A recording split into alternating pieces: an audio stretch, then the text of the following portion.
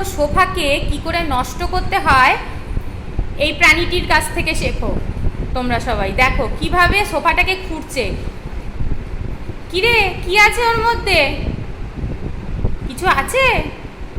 খাজানা কিছু আছে?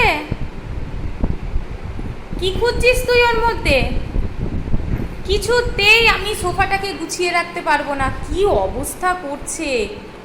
সারা দিন দুষ্টুমি, সারা দিন। কি কি তুমি সোফা খুঁজছো কেন?